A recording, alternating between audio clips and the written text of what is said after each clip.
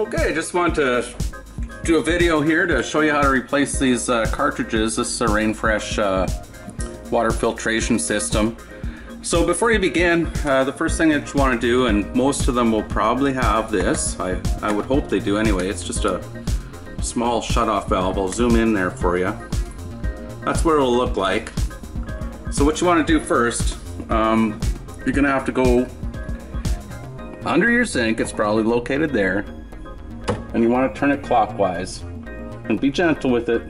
Don't overly tighten it or anything. Just close that off. Just keep turning it until it's closed, and then the next thing you want to do is release pressure in the system, and all you do is just turn on your tap here. There we go. And that's all there is to it, the first step. That's what you want to do. And I'll get to the next step here once I'm ready.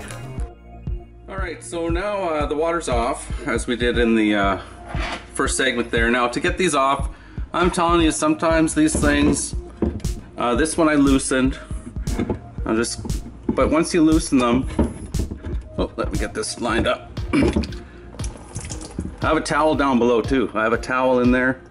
But anyways, you loosen them by turning them counterclockwise, and then they will just slide down.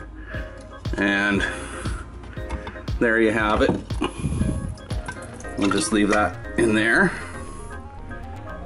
Hopefully my hand didn't block that whole sequence there. Okay, but as I was trying to say, these are really, really tight. I actually couldn't turn them off by hand, but well, that one I did. The next two I couldn't. So what I use, and I've used this on other videos, is just a standard size oil wrench. It's like an automotive oil wrench. Whoops, wow, that was loud. But anyways, they turn counterclockwise if you're having trouble turning them by hand. And this will really help. See? There we go. Take this guy out.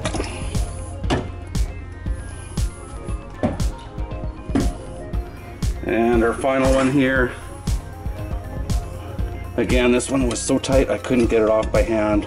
I did loosen it a tiny bit, but there we go. This final one is a ceramic filter. I was just going to do one at a time, but it won't come off of there either. There we go. All right, next segment, I'll show you what to do with these things. To give you a brief look at the different cartridges here. There's a whole host of different cartridges that are available for this particular unit. So you're going to have to determine what your requirements are, and you know that will guide you as to what you need. But basically they all have the ceramic filter, which is this one. I'll show you how to clean that in a second. And then of course you have all different options. This one's a lead, chemical, and chlorine filter.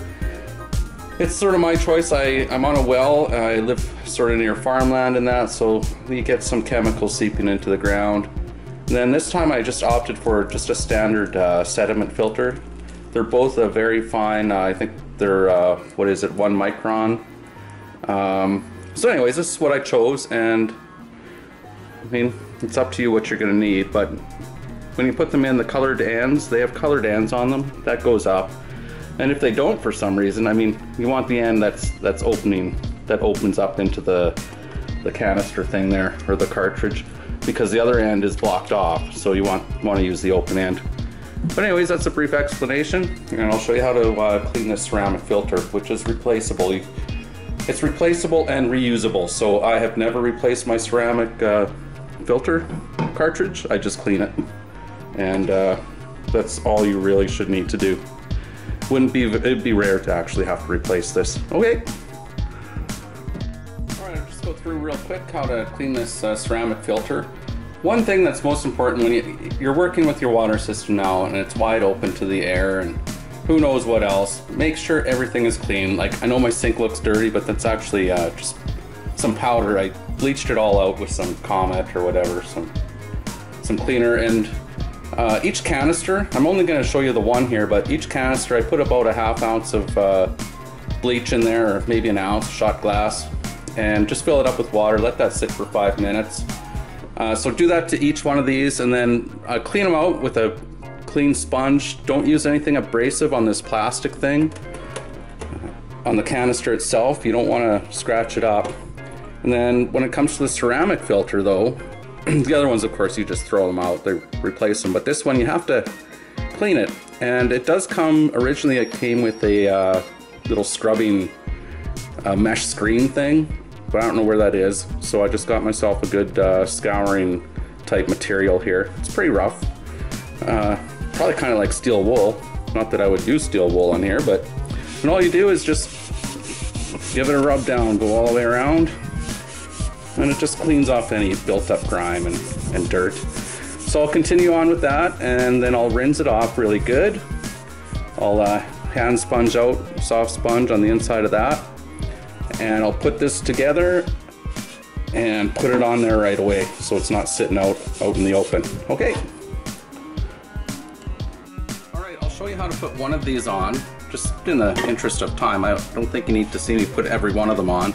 They all basically go on the same general manner. So this is the ceramic one. He's going to be at the farthest end. This is the, just in case you're not sure where things go.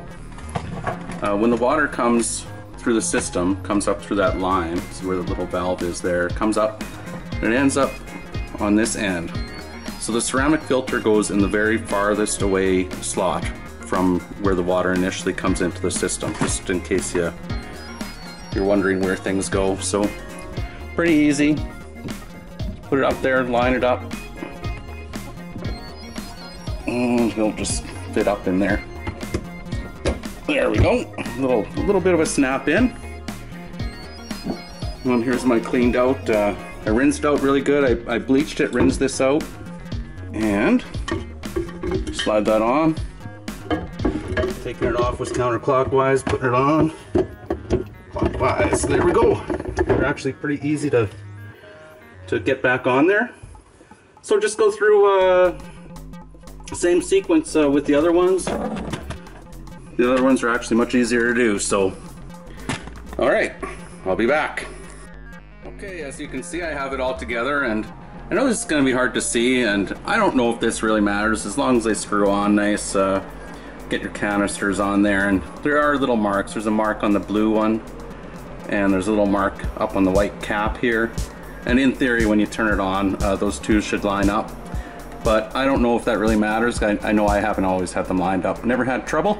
Okay, so everything's together. So the next step is go back to your valve here that we turned off at the very start. Now you want to turn this thing counterclockwise and turn it so that just keep turning, turn all the way open.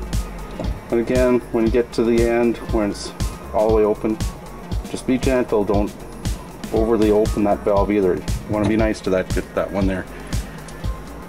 So now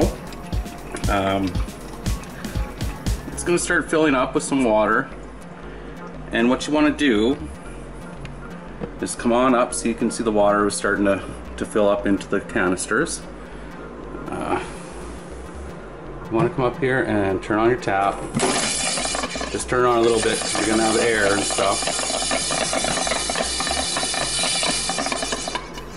I'll just leave it open a little bit. And once it gets going nice and smooth, once the air that's escaping settles down, leave that on for about 5 minutes, okay? And I'll come back in 5 minutes and tell you what to do. Okay, the water has been running for about 5 minutes now, and it's still running. Keep it running. Now this is going to be a little bit hard to see, but on the back of, at the very top on the back of each canister, there's a small button. Hopefully you can see it. Get in there. But anyways, it's right here. It's a little brass button. And what that does, when you do it in this sequence, this is the inlet here. This is where the water initially comes in. So you want to start on this side. And what it does, if there's any air trapped in there, you want to vent it out. And you might not be able to see that there's air in there, so just go through the sequence anyway. So just press it down, and you'll either hear air coming out or water will come out. So I won't show you all of them, but start with this one, then do your center one, And then the very last one. If they're hard to push down, that probably means that, you know, the filters haven't been changed in a long time, and they might stick on you. I had one that actually stuck open, spraying water. But you can grab it, there's a little bit of a ledge there, and you can pull it back up and work it through a few times, and it will loosen up and seal up again. But that's pretty much the final step. Hope you enjoyed the video, and after you get the air out of the system, leave your water running for a couple more minutes. And of course, the most important thing after is to check for leaks. You might want to check it, you know, initially right after you're all finished everything, and then go and take another look the next day to make sure nothing's leaking. Maybe put a paper towel down there so you can actually see if it's leaking, and then, you know, address those issues if required. Anyways, hope you enjoyed the video. Here's a little shot of the old dirty filters there. They look pretty gross. And there's my nice clean water coming out now. Have a great day, everyone. Take care.